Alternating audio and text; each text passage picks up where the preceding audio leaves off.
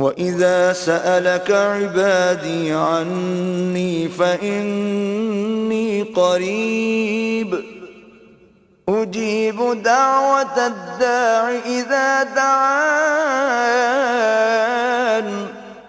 فَلْيَسْتَجِيبُوا لِي وَلْيُؤْمِنُوا بِي لَعَلَّهُمْ يَرْشُدُونَ۔ اور اے پیغمبر، جب تم سے میرے بندے میرے بارے میں دریافت کریں تو کہہ دو کہ میں تو تمہارے پاس ہوں۔ جب کوئی پکارنے والا مجھے پکارتا ہے تو میں اس کی دعا قبول کرتا ہوں۔ تو ان کو چاہیے کہ میرے حکموں کو مانیں اور مجھ پر ایمان لائیں تاکہ نیک رستہ پائیں۔ أحل لكم ليلة الصيام الرفث إلى نسائكم هن لباس لكم وأنتم لباس لهن علم الله أنكم كنتم تختانون أنفسكم فتاب عليكم وعفى عنكم فالآن باشروهن وابتغوا ما كتب الله لكم وكلوا واشربوا حتى يتبين لكم الخيط الأبيض من الخيط الأسود من الفجر ثم أتموا الصيام إلى الليل ولا تباشروهن وأنتم عاكفون في المساجد تلك حدود الله فلا تقربوها كذلك يبين الله آياته للناس لعلهم يتقون۔ روزوں کی راتوں میں تمہارے لیے اپنی عورتوں کے پاس جانا جائز کر دیا گیا ہے۔ وہ تمہاری پوشاک ہیں اور تم ان کی پوشاک ہو۔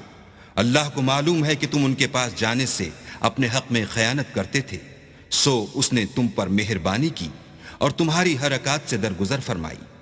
اب تم کو اختیار ہے کہ ان سے مباشرت کرو، اور اللہ نے جو چیز تمہارے لیے لکھ رکھی ہے یعنی اولاد، اس کو اللہ ہی سے طلب کرو، اور کھاؤ اور پیو یہاں تک کہ صبح کی سفید دھاری رات کی سیاہ دھاری سے الگ نظر آنے لگے، پھر روزہ رکھ کر رات تک پورا کرو، اور جب تم مسجدوں میں اعتکاف بیٹھے ہو تو ان سے مباشرت نہ کرو۔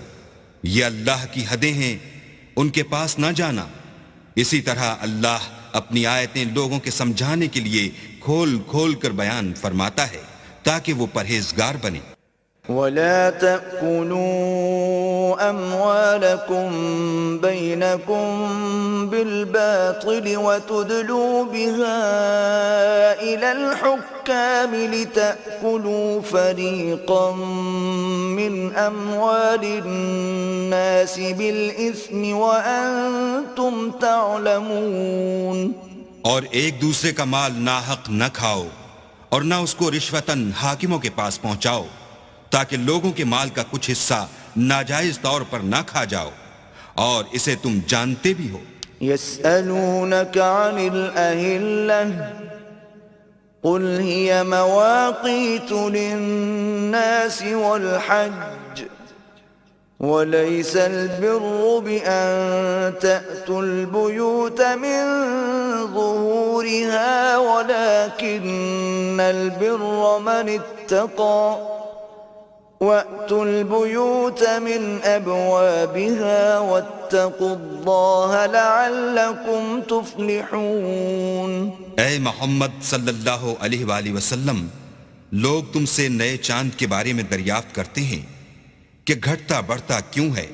کہہ دو کہ وہ لوگوں کے کاموں کی میعادیں اور حج کے وقت معلوم ہونے کا ذریعہ ہے، اور نیکی اس بات میں نہیں کہ احرام کی حالت میں گھروں میں ان کے پچھواڑے کی طرف سے آؤ، بلکہ نیکوکار وہ ہے جو پرہیزگار ہو اور گھروں میں ان کے دروازوں سے آیا کرو، اور اللہ سے ڈرتے رہو تاکہ نجات پاؤ۔ وَقَاتِلُوا فِي سَبِيلِ اللَّهِ الَّذِينَ يُقَاتِلُونَكُمْ وَلَا تَعْتَدُوا إِنَّ اللَّهَ لَا يُحِبُّ الْمُعْتَدِينَ۔ اور جو لوگ تم سے لڑتے ہیں تم بھی اللہ کی راہ میں ان سے لڑو، مگر زیادتی نہ کرنا کہ اللہ زیادتی کرنے والوں کو دوست نہیں رکھتا.